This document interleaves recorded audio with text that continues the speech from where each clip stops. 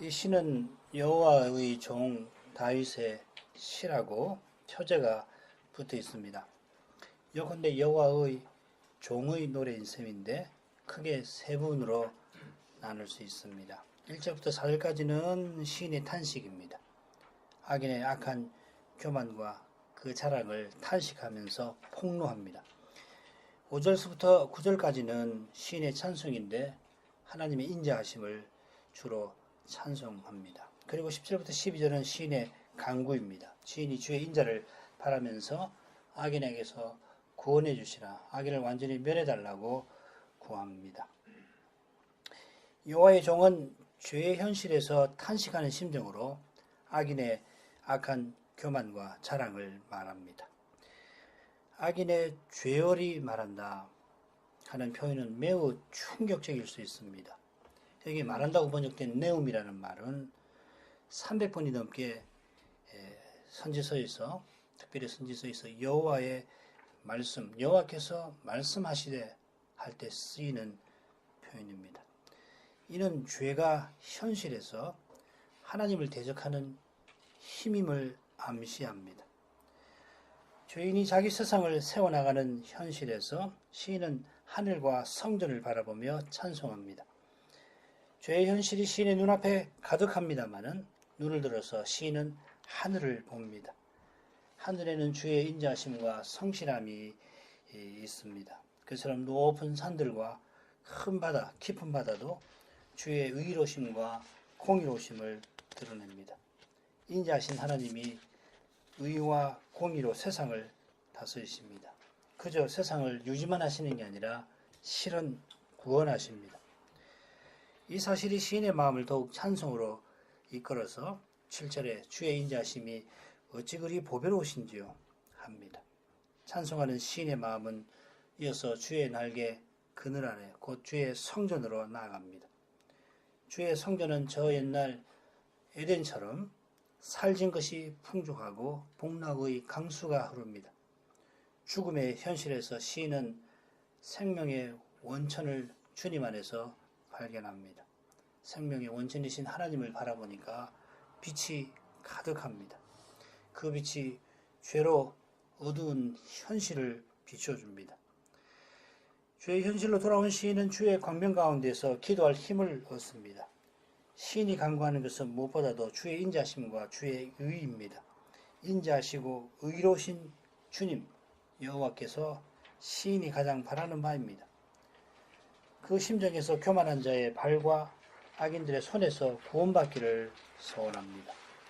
죄악을 행하는 자들이 넘어져 다시 일어나지 못하기를 구하는데 그것도 언약의 나라에서 저 아름다운 나라가 이루어지기를 바라는 심정이기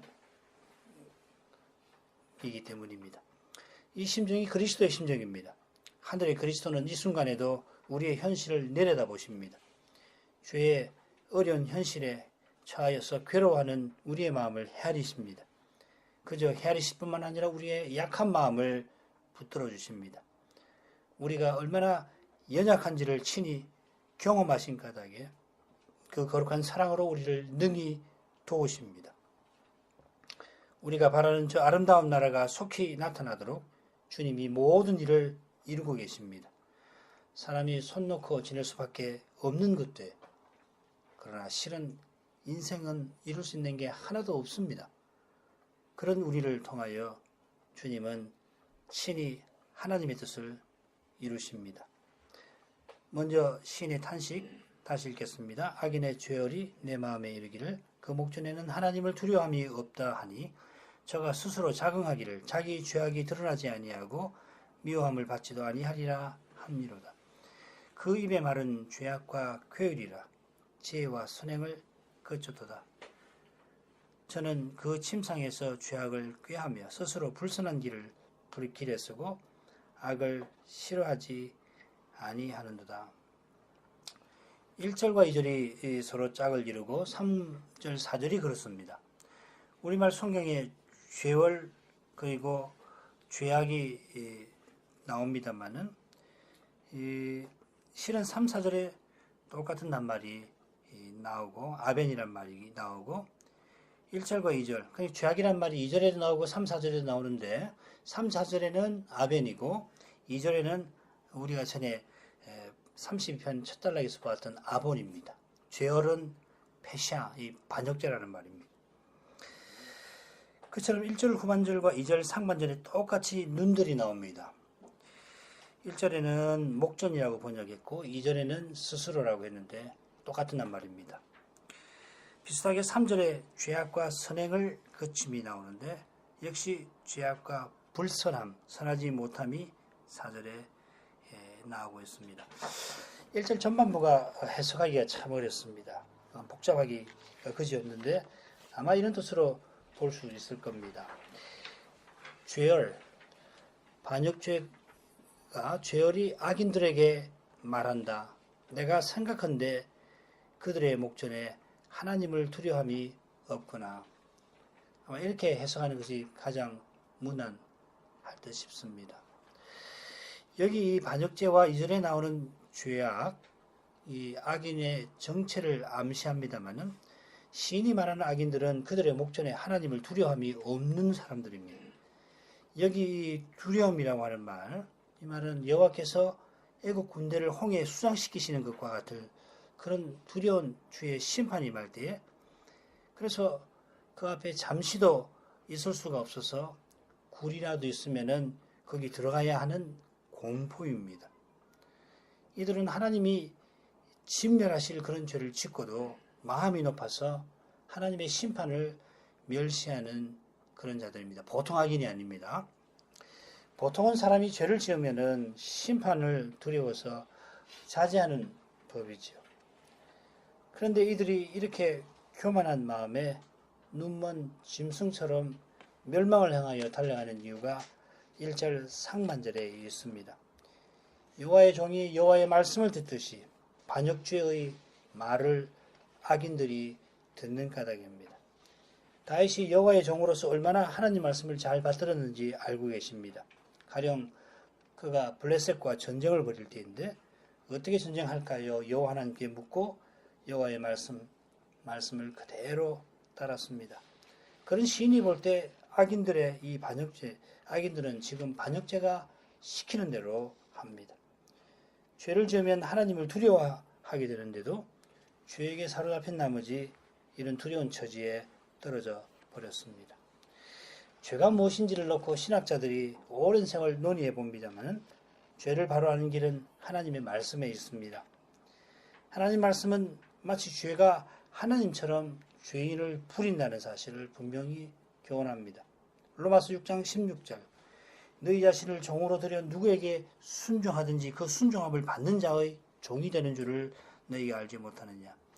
혹은 죄의 종으로 사망에 이르고 혹은 순종의 종으로 의에 이르느니라. 죄의 종은 죄에게 자신을 들여서 죄에게 순종하는 사람입니다. 마치 하나님이 말씀하시면 겸손히 그 말씀을 받들듯이 본래 우리가 죄를 섬겼습니다.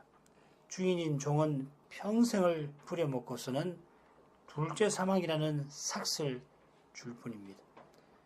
그런 죄에게 신자가 때때로 포로가 될 수가 있습니다. 죄의 종이 있을 때와는 분명히 다릅니다마는 포로인 신자를 죄가 얼마나 부려먹는지 모릅니다. 이 사실을 생각할 때 하나님을 섬기는 삶이 얼마나 복인지 잘 알게 됩니다. 반역죄가 종부리듯 하니까 악인이 자기를 높입니다.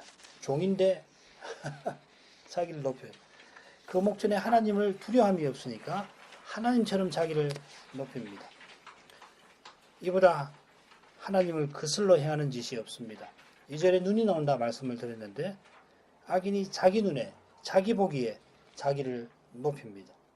자기가 판단하는 자가 되어서 자기를 높이고 자기 눈에 찰 만큼 자기 욕심을 충족시킬 만큼 자기를 자랑한다는 말입니다. 자, 이것이 반역죄의 핵심이고 무릇 죄의 심이 죄된 것입니다.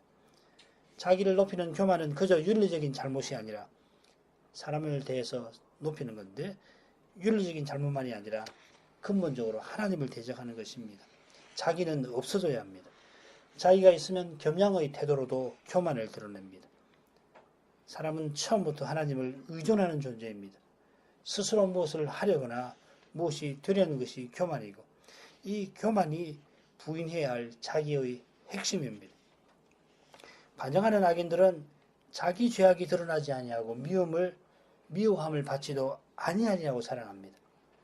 이 자랑이 얼마나 허망합니까? 하나님은 날마다 인생의 마음을 감찰하시고 마음에 꽁꽁 숨어놓은 죄, 그리고 밖으로 드러낸 죄, 가릴 것 없이 다 미워하십니다. 사람들이 자기 죄를 모른다고 하나님도 모르시는 것처럼 생각하는 것이 얼마나 어리석은 것입니까?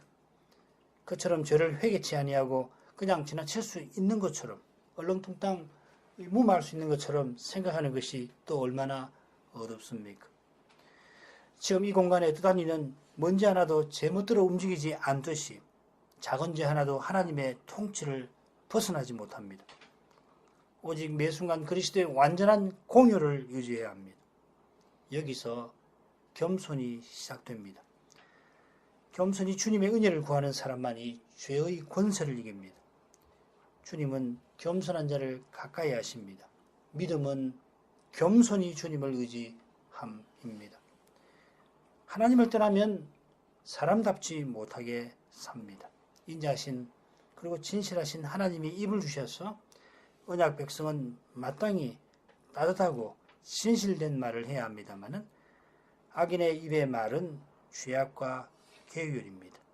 여기 죄악과 계율은 인자와 진실과 대립되는 표현 같습니다. 이 죄악은 특별히 죄의 결과로 생긴 악을 가리킵니다. 죄악했는데 악의 방점이 지켜야 합니다. 그처럼 입으로 죄악과 괴율, 거짓을 말하는 악인은 지혜와 선행을 그쳤다 하였습니다. 지혜롭게 행하거나 선을 행하기를 중단하였습니다.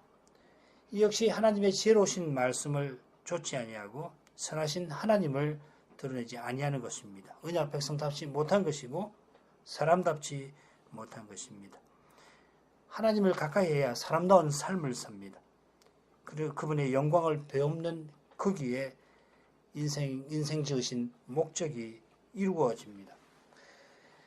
그 목적을 이루려고 저녁이 되어서 침상에 누워 언약을 이루며 살아야지, 이런 심정을 품고 쉬어야 하는 법인데 악인은 침상에서 죄악을 꾀합니다. 바로 앞에 지혜와 선행을 그쳤다고 했는데 쉬지 아니하고 악을 행하려는 모습입니다. 자기가 탐내는 것을 얻으려 하니까 탐심의 종이 된 것입니다. 탐심의 종인데 얼마나 잘 순종하는지 스스로 불선한 길에 섭니다. 사람이 자기도 모르게 선치 못한 일을 하곤 합니다마는 이 악인은 스스로 악한 일을 행합니다. 심지어 악을 싫어하지 아니합니다.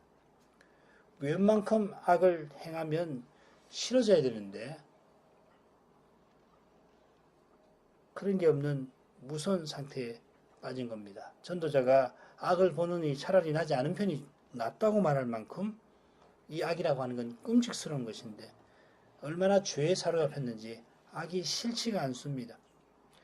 오직 하나님을 사랑하는 자가 악을 미워합니다. 이제 둘째 단락으로 가야 되겠는데 줄거리 보십시다. 5, 6절 상반절까지 온 세상에 나타난 하나님의 인자와 진실하심이고 6절 하반절은 그 여호와께서 사람과 짐승을 보호하신다 하는 겁니다. 7절 상반절에 시인의 찬송의 정점인데 주의 인자심이 어찌 그리 보배로우신지요 고백하고 7절 하반절에는 인생이 주의 날개 아래 피합니다 하고 고백합니다. 그리고 8, 9절은 주의 집에 나타난 하나님의 인자와 진실하심입니다. 이 단락은 죄의 현실에서 탄식하던 시인이 주의 인자심을 찬송하는 내용으로 되어 있습니다. 시인의 현실을 둘러싸는 세상에도 주의 인자심이 있고 그 인자심이 그 현실 한복판에 있는 주의 집 성전에도 있습니다. 성전에 임재하시는 하나님은 시인의 현실 위에 계시면서 온 세상에서 주의 구원을 이루십니다. 그 하나님 날개 아래 시인은 피합니다. 여전히 죄의 현실에 갇혀 있습니다마는 그 날개 아래에서 참된 위로와 평안을 누립니다. 자, 둘째 부분입니다. 여호와여 주의 인자하심이 하늘에 있고 주의 성실하심이 공중에 사무쳤으며 주의 의는 하나님의 산들과 같고 주의 판단은 큰 바다와 일반이라. 여호와여 주는 사람과 짐승을 보호하시나이다. 이 5, 6절은 한글 개혁 성경과는 달리 여호와로 시작해서 여호와로 맞춥니다. 여호와여 주의 인자심이 하늘에 있고 쭉 가다가 주는 사람과 짐승을 보호하시나이다. 여호와여 이렇게 되어 있습니다. 이런 표현법에서 시인의 심정이 어떤지 조금 헤아릴 수 있습니다. 악인들이 반역죄에 휩싸여서 하나님의 인자와 진실하심을 대적하는 그 현실에서 시인의 마음은 온통 여호와 그분에게로 향합니다. 마치 하늘과 공중과 산들과 바다, 사람과 짐승을 여호와께서 큰 손으로 감싸시는 것 같습니다. 시인의 눈에야 이스라엘 나라에 처한 악한 죄의 현실이 가득하게 보입니다마는 아무리 그러한 현실이라도 이 높으신 크신 하나님의 손을 벗어나지 못합니다. 게다가 여호와의 인자하심과 성실하심과 의와 판단, 공의가 온 세상에 가득합니다. 주의 의와 판단은 주의 성실하심과 붙어 있고 주의 성실하심은 주의 인자하심과 하나입니다. 여호와는 주의 언약을 친히 이루어서 언약의 복을 언약 백성에게 이루십니다. 진실하심과 인자하심, 그런 까닭에 언약 백성을 해치고 언약의 나라를 무너지게 하는 악인들과 그들의 죄를 그냥 두지 아니하십니다. 악인들이 득세하고 제멋대로 행할 때 세상이 흔들리는 것 같습니다마는 악인들을 대적하시는 하나님의 의가 여전히 견고합니다.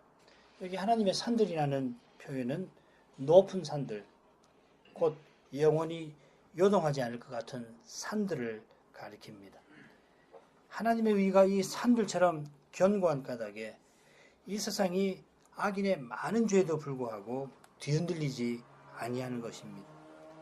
그처럼 하나님의 판단, 공이라고 종종 번역되는데 오늘도 나온 말입니다. 판단이 큰 깊은 바다와 같아서 여기 바다는 그냥 바다가 아니고 깊은 바다입니다. 많은 죄로 생긴 온갖 악에도 세상은 무너지지 아니합니다. 세상이 무너지거나 뒤흔들리지 아니할 뿐만 아니라 이 세상은 여호와의 인자와 진실이 드러나는 무대입니다. 하늘과 공중에 하나님의 인자와 성실이 사무친다, 미친다고 했는데 이 시편에 하늘과 공중이란 말이 함께 나올 때는 대개 천상의전의 장면을 묘사를 합니다. 무슨 말이냐면 하늘에서 천사들이 찬송하는 장면을 묘사할 때 이 용어가 자주 등장합니다. 하늘의 천사들이 하나님의 인자와 진실을, 성실을 찬송하는 것은 그 인자와 성실이 땅 위에 나타났다는 것을 보여줍니다. 하나님이 친히 언약을 이루시니까 거기에 나타난 하나님의 영광을 이 천사들이 찬송합니다. 하나님이 친히 언약을 이루어 가시려고 사람과 짐승을 보호하십니다. 여기 보호한다 번역된 낱말은 흔히는 구원하신다 하는 뜻입니다만은 여기 이 짐승을 구원하신다 하는 표현이 위험에서 지키신다 그런 뜻이겠죠. 그런 뜻이듯이 사람도 보호하신다, 위험에서 보호하신다는 뜻일 것입니다. 다만 이런 뜻을 나타내려고 시인이 지키신다는 표현 혹은 다른 표현을 얼마든지 쓸 수도 있을 텐데 히브리 말에 그런 말이 있거든요. 지키신다, 샤마르 같은 말 얼마든지 쓸 수 있을 텐데 그런 말보다 구원의 뜻이 강한 이 낱말을 쓴 이유는 여호와의 인자와 성실과 붙어 있는 것입니다. 여호와께서 언약을 이루시려고 곧 자기 백성을 구원하시려고 지금도 세상을 보호하십니다. 어제처럼 오늘도 이 세상이 유지된다는 사실, 전쟁의 위협이 가시지 않는 이 작은 땅이, 이 작은 반도가 이만큼 평안한 사실은 하나님이 언약을 이루고 계심을 보여줍니다. 그렇다면은 주님의 교회가 참으로 예배하는 사실이 있다면은 그것이 얼마나 하나님의 인자하심과 진실하심을 보여주는 일이겠습니까? 비록 어려운 현실에서 심지어 교회 안에서 벌어지는 그 어려움 앞에서 신자가 탄식하며 주의 이름을 부르는 그 사실은 틀림없이 주님이 그와 함께 하시는 증거입니다. 예레미야는 낮과 밤과 맺은 여호와의 언약을 언급하면서 다윗과 맺은 언약이 절대로 무너지지 아니할 것이다. 만일 낮과 밤과 맺은 내 언약을 무너뜨릴 수 있다면 다윗과 맺은 언약도 무너지게 할 것이다. 그런 일 없지 않느냐. 세상이 생기고 지금까지 낮과 밤이 변함없이 교차하는 바로 이 사실은 하나님이 우리와 맺으신 언약을 틀림없이 이루신다는 뜻입니다. 이제 몇 시간 후면 밤이 찾아오고 다시 아침이 밝아올 텐데 틀림없이 염려가 기다렸다는 듯이 우리에게 들이닥치고 그처럼 다시 밤이 내리듯이 근심이 덮쳐올지라도 우리의 염려와 근심이 주님의 약속을 결코 허물지 못할 뿐만 아니라 주께서 약속하신 저 영광의 때는 오늘도 단축되고 있습니다. 과연 주님이 내일을 염려할 것이라 본문이 그렇게 되어 있습니다. 내일이 내일을 염려할 것이다 하는 말씀을 쫓아 주신 한날을 감사하며 우리가 살아갈 것입니다. 이 감사의 심정이 시인의 탄식과 시인의 기도를 이어주고 있습니다. 하나님이여 주의 인자심이 어찌 그리 보배로우신지요. 사람과 짐승을 보호하심을 말할 때는 여호와라고 하더니 여기서는 하나님이라고 부릅니다. 언약을 이루려고 세상을 보존하시는 여호와는 모든 권세로 자기 백성을 구원하십니다. 여호와가 하나님이십니다. 홀로 하나님이십니다. 하나님이신 까닭에 인자하신 것입니다. 하나님의 인자하심이 특별히 그리스도의 십자가에서 드러났는데 십자가와 그 은혜는 사람이 눈으로 보지 못하고 귀로도 듣지 못하고 사람의 마음으로도 생각하지 못하던 것입니다. 우리가 아직 원수 되었을 때 하나님에게 원수 노릇할 그때에 원수를 위하여 십자가를 하나님이 지셨습니다.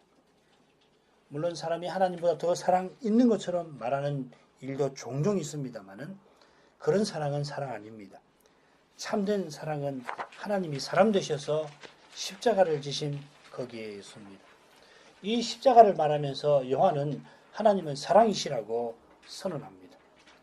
참된 사랑을 떠나서 하나님을 참으로 고백하지 못합니다. 그처럼 하나님이 사랑이셔서 언약을 세우셨고 또 이루십니다. 바로 여기에 하나님의 의로우심이 있습니다. 나의 의로움, 신실함, 그것이 조금이라도 있다면 하나님의 사랑 덕분입니다.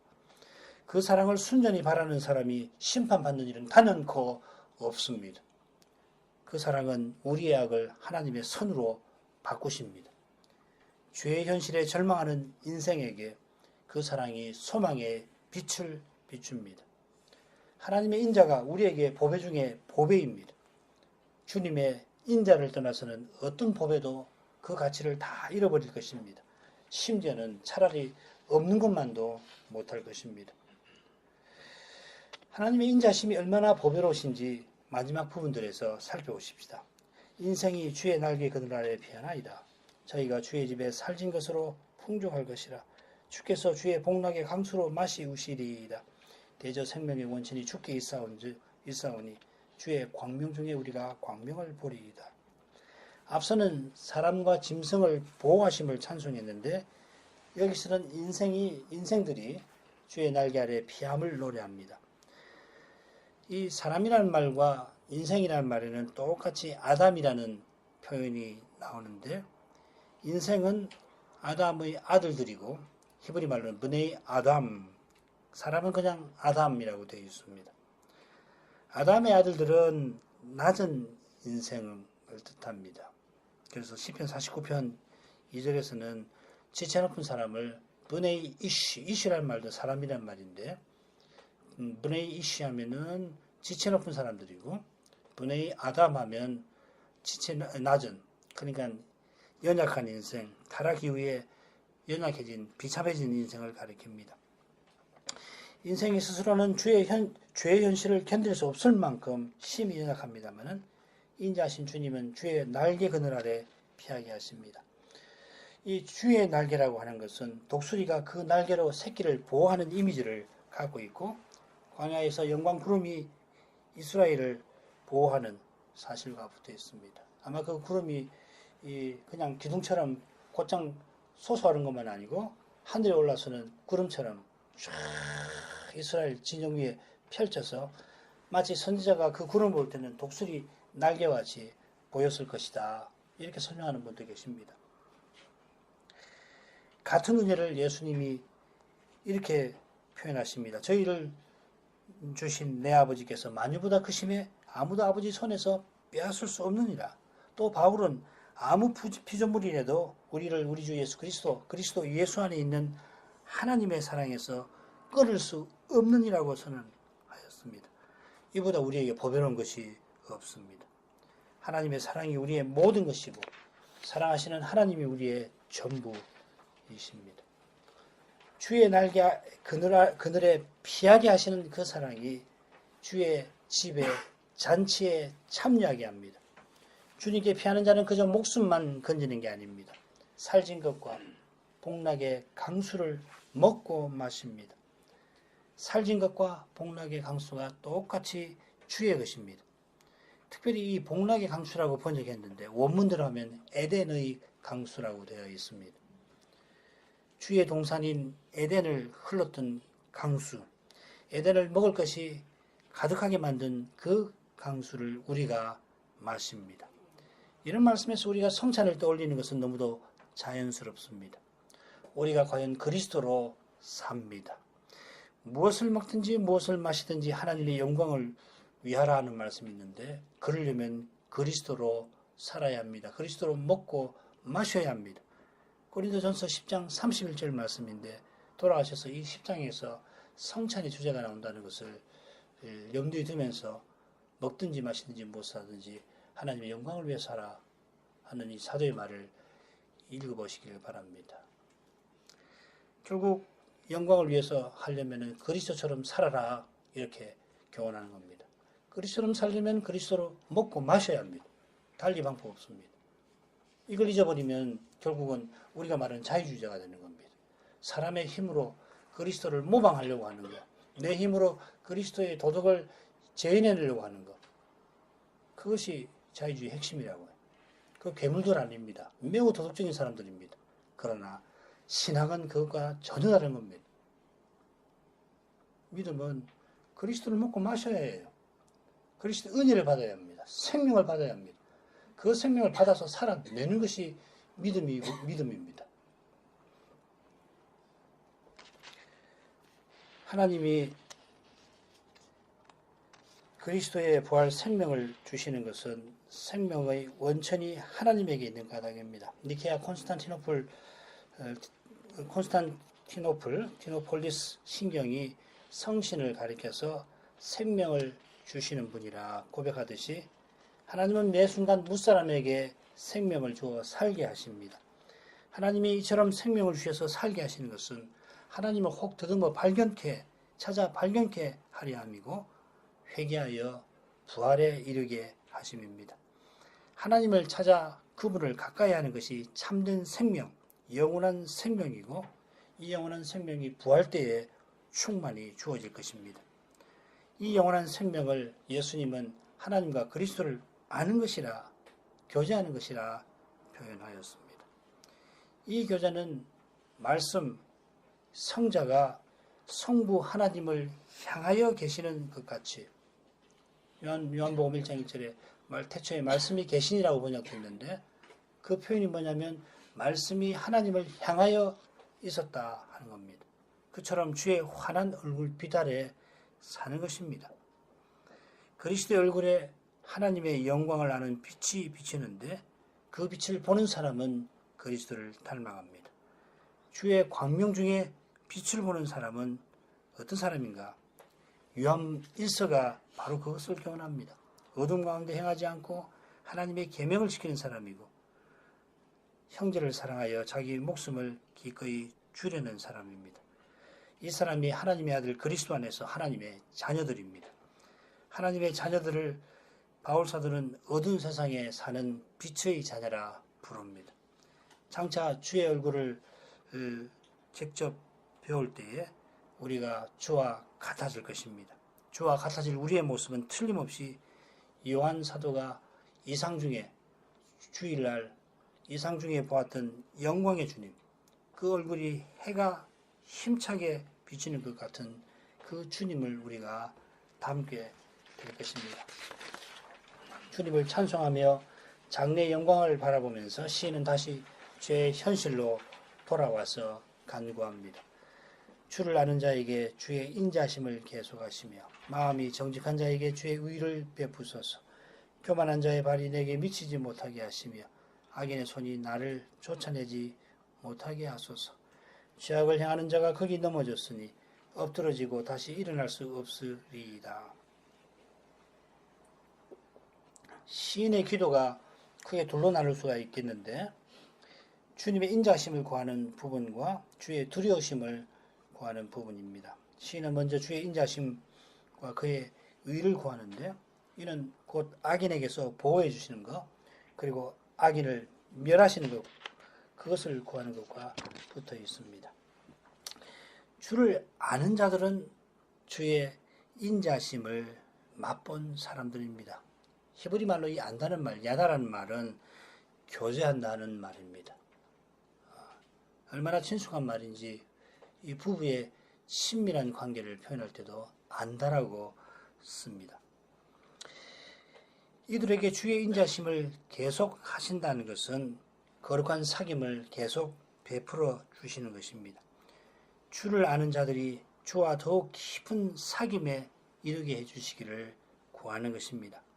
아버지 외에는 아들을 아는 이가 없고 아들 외에는 아버지를 아는 자가 없는 저 영원한 사귐과 같이 하나님과 언약 백성의 사귐도 영원히 이어질 것입니다. 우리가 아버지와 아들과 함께하는 사귐, 성도의 교제라고 하는 것이죠. 이 사귐이 삼위 안에 있는 영원한 사귐과 근본적으로는 다릅니다마는 삼위 안의 사귐이 영원히 이어지는 까닭에 그리스도로 말미암아 우리가 영원히 하나님을 가까이 할 것입니다. 지상의 삶은 이 영원한 사귐을 향하여 나아갑니다. 아니 이 영원한 사귐이 이미 지상에서 시작되었습니다. 다만 하나님이 우리를 아시는 것에 비해서 우리가 하나님을 아는 것이 너무도 미미한 나머지 성도의 교제인 교회에서 하나님을 욕되게 하는 일이 얼마든지 일어납니다. 신자의 삶에서 그리스도를 드러내지 못하는 일은 이루 셀 수 없을 지경입니다. 그럼에도 우리는 그리스도와 같아지는 저 영혼의 순간을 바라봅니다. 그 순간에 하나님의 환한 얼굴이 우리의 마음을 영원히 채울 것입니다. 영혼 가운데 이어지는 매 순간 하나님의 인자하심은 더욱 깊어질 것입니다.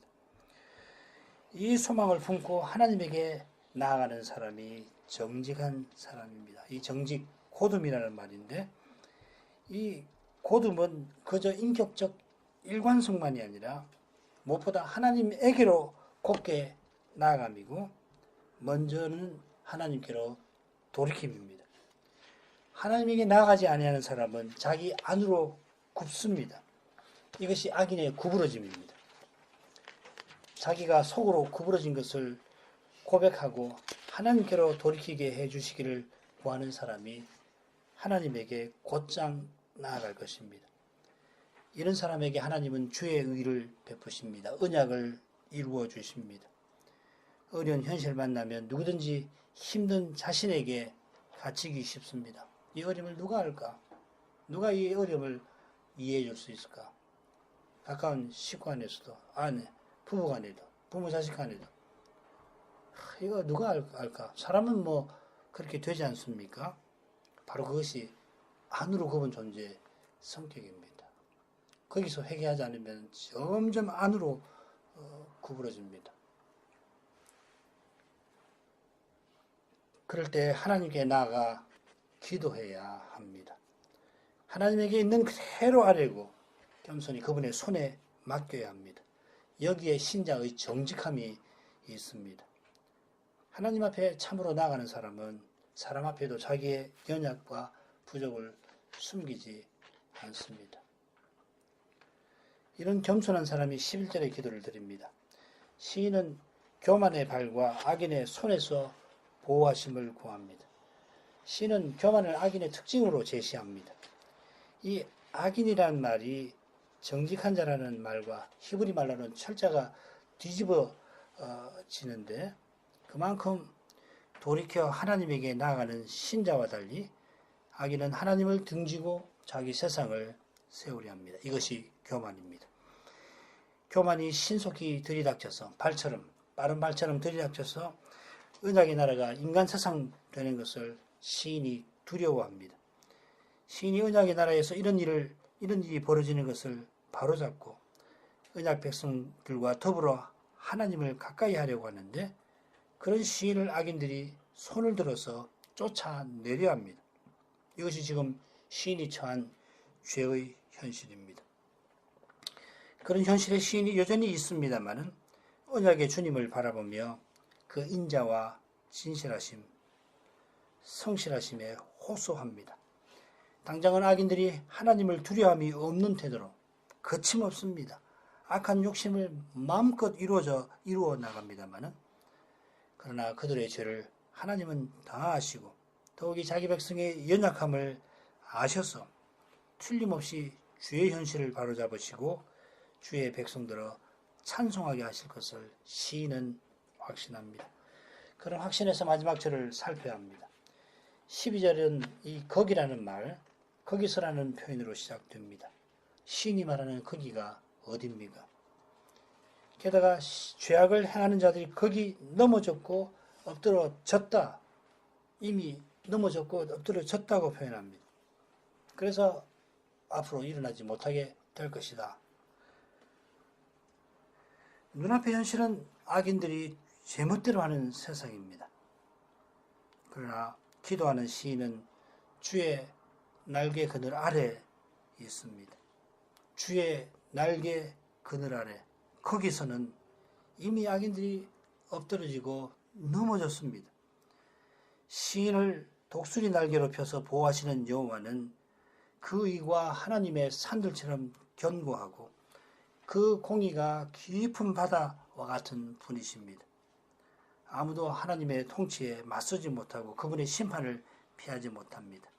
이미 주의 날개 그늘 아래서는 하나님의 거룩한 판단이 이루어졌습니다. 그 거룩한 심판에 따라 악인들이 계속 악을 행할 뿐만 아니라 심지어는 그 목전에 하나님을 두려움이 없는 지경에 떨어졌습니다.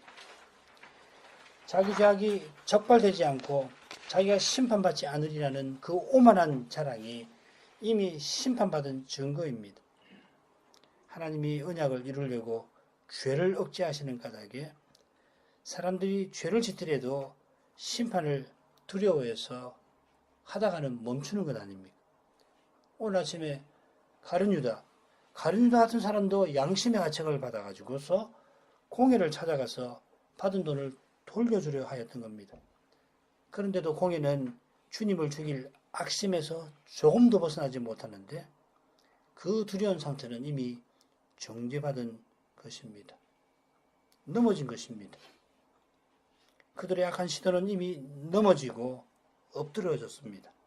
그토록야 그들이 원하는 대로 예수님을 십자가에 못 박게 만듭니다마는 그 십자가에서 예수님이 승리를 거두셨고 원수들은 망하고 말았습니다. 거룩한 재판소에서 정죄받은 그들은 다시 일어날 수 없습니다. 그처럼 시인의 확신대로 십자가에서 이미 이루어졌고 장차 이루어질 것입니다. 주님 다시 오시는 그날까지 여호와는 교만한 자를 대적하시고 겸손한 자를 가까이 하실 것입니다. 기도하겠습니다. 거룩하신 아버지, 시인의 확신이 성소에서 주의 영광을 배운 데 있음을 깨닫습니다. 주의 영광 중에 빛을 봅니다. 그 거룩한 빛이 우리 눈앞에 펼쳐진 현실을 바로 볼 수 있게 합니다. 바로 보게 할 뿐만 아니라 그 현실에서 바른 길을 걷게 합니다. 연약한 인생은 시인처럼 주의 날개 그늘 아래 피할 뿐입니다. 주의 집에서 베푸시는 잔치에 참여하기를 소원합니다. 주의 영광을 배웠고 그 영광을 찬송하기를 바랍니다. 이 소원이 틀림없이 주님이 이 소원을 받으셔서 주님의 교회가 결국 세상처럼 되지 않게 하실 것입니다. 당장에는 그렇게 보일지라도 주님은 이미 그 현실을 다 아시고 겸손히 주님을 바라는 이들을 위하여 틀림없이 거룩한 사귐을 허락하실 것입니다. 이 믿음 위에 굳게 세워 주옵소서. 겸손히 주님의 은혜를 구하게 만들어 주옵소서. 너희는 가만히 있어 내가 하나님됨을 알지어다 하신 그 말씀대로 하나님을 겸손히 의지하게 해 주옵소서. 예수님의 이름으로 기도합니다. 아멘.